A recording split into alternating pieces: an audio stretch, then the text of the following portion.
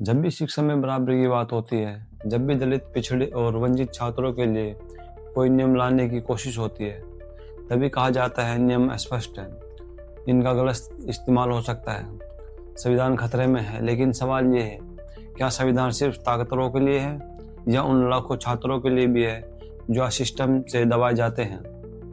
नमस्कार दोस्तों, मेरा नाम है राशिद और आप देख रहे हैं राशिद न्यूज। आज हम बात करेंगे यूजीसी के नए नियमों पर लगी कोर्ट की रोक और उस सवर्ण वर्चस्व की जो दशकों से भारत की शिक्षा व्यवस्था पर हावी है।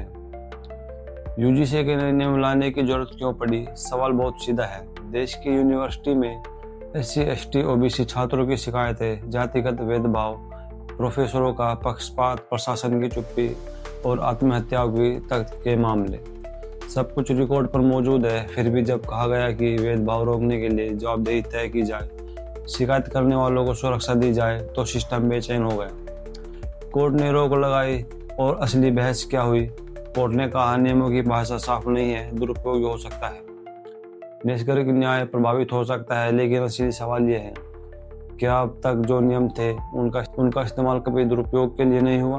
पुराने नियमों के दौर में शिकायतें दबाई गई, छात्रों को ही दोषी ठहराया गया, संस्थानों की छवि बचाई गई, पीड़ित चुप कराए गए। यानी नियम साफ थे लेकिन न्याय गायब था। आज भी ज्यादातर वाइस चांसलर, डीन, विभागाध्यक्ष, निर्णय लेने वाली कमेटियां एक ही सामाजिक पृष्ठभूमि से आती हैं। जब वही वर्ग नियम बनाता भी है, नियम लागू भी करता है और जांच भी वही करता है, तो इंसाफ कहाँ से आएगा? यही है सवर्ण वर्चस्व का असली चेहरा, जो खुद को मेरिट के नाम पर छुपाता है। जब कोई वंचित छात्र आगे आता है तो कहा जाता है आरक्षण से आया है, लेकिन जब सिस्टम पीढ़ियों से एक ही वर्ग को फायदा देता है तो उसे मेरिट कहा जाता है। संसाधन एक तरफ, नेटवर्क एक तरफ, मार्गदर्शन एक तरफ, और फिर कहा जाता है सब बराबर है। यह बराबरी नहीं, यह संस्थागत अन्याय है।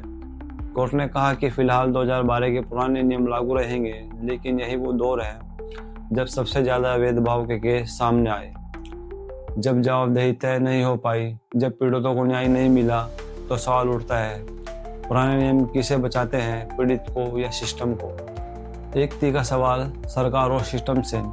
अगर नए नियम खतरनाक थे तो उन्हें बेहतर बनाया जा सकता था, लेकिन उन्हें पूरी तरह रोक देना यही दिखाता है कि बराबरी से ज्यादा सत्ता की चिंता है। यूजीसी के नए नियम शिक्षा में सामाजिक न्याय की कोशिश थी, लेकिन सवर्ण वर्चस्व की चुनौती देने वाले हर कदम की तरह उन्हें भी रोक दिया गया। क्या भारत की शिक्षा व्यवस्था वाकई बहुजन, दलित, पिछड़ों के लिए सुरक्षित है या आज भी कुछ चुनिंदा वर्गों की जागीर बनी हुई है?